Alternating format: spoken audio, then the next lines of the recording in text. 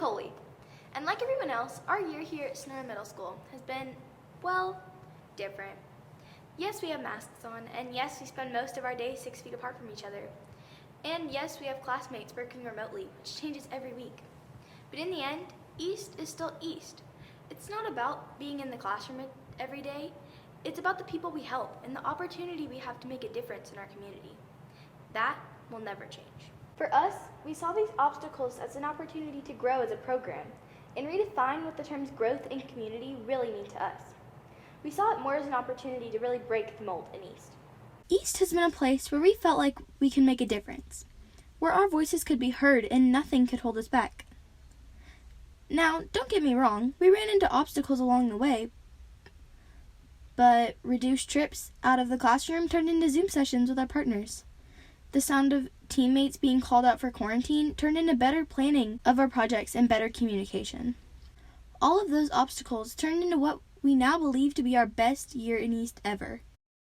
The best projects start with the student growth, where everyone contributes to our program. This year, 41% of our students are joining East for the very first time, and they are doing it in a big way, using softwares like Adobe Dimensions, Adobe Aero, and so far underwater imaging that we have never even used in our program before, to project ideas unique and meaningful, like Ricardo's project. I moved here last year from San Juan area, Mexico, and I only spoke one phrase in English. Can I go to the bathroom? I am now reading at level O, and I joined East because I wanted to help others too. Our group had the idea of creating flashcards for new arrival students that they could keep close throughout the day as they try to learn English. One side of the flashcard is in English and the other side is in Spanish. Each card has a school word with the definition and a sentence showing how the card could be used. We first tried to print them out on cardstock, but decided that they would not hold up well enough to be carried around all day. So we taught ourselves how to use the laser cutter to engrave our designs onto really thin metal cards. But Ricardo isn't the only one who is pushing boundaries and growing this year in our program. Alex and Nolan have already been recognized as the national semifinalist in the Samsung Solve for Tomorrow's competition for their work involving carbon monoxide sensors. When they started East this year, neither of them had ever heard of an Arduino. Now they are learning to code their Arduino Gemma about solar energy and waterproofing electronics through their project CO2 and a life jacket. With the rise in our outdoor water sports since the pandemic, there has been a rising concern over CO2 poisoning coming out of exhaust of older boats.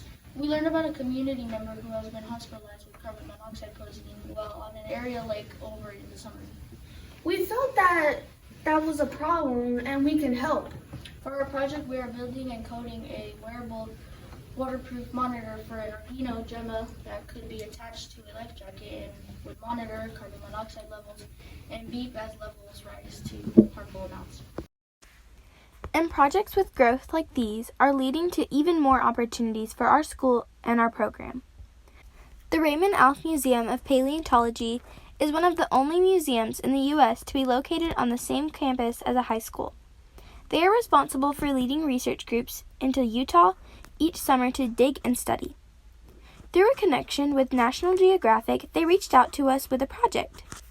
Because of COVID, they had to close their museum, but are currently operating through virtual tours and are looking for ways to allow for research to continue. They have extensive 3D scans of some of their models that they have sent over to us to see if we can create an augmented reality version of one of the artifacts in particular called Dinosaur Joe. Dinosaur Joe is a young Parasaurolophus that examines to learn about how dinosaurs made noises through the opening in the crown of their head. This would allow college students studying paleontology for the first time to have actual bones brought to life in 3D that they can move around the room and study no matter where they are learning from.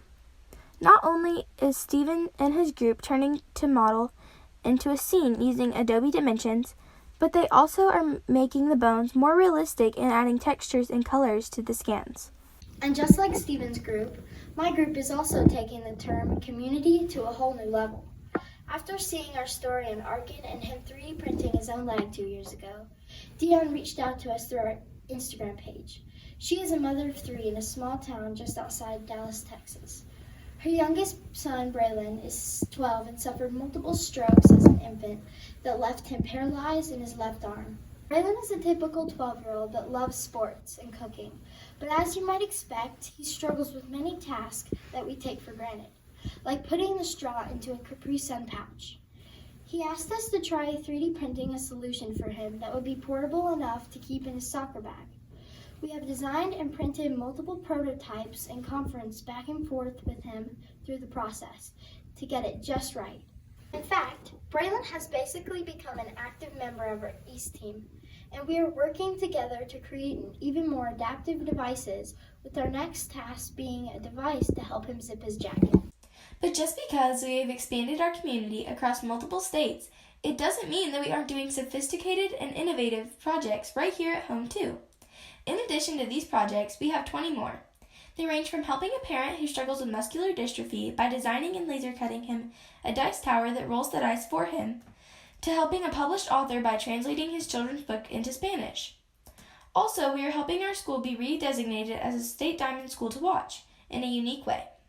3 years ago, Sonora Middle School was honored as a diamond school to watch. This year, we are being considered for redesignation, but because of COVID, the redesignation team will not be able to come through to view our classes, talk to our students, or see firsthand all of the things happening inside of Sonora Middle School.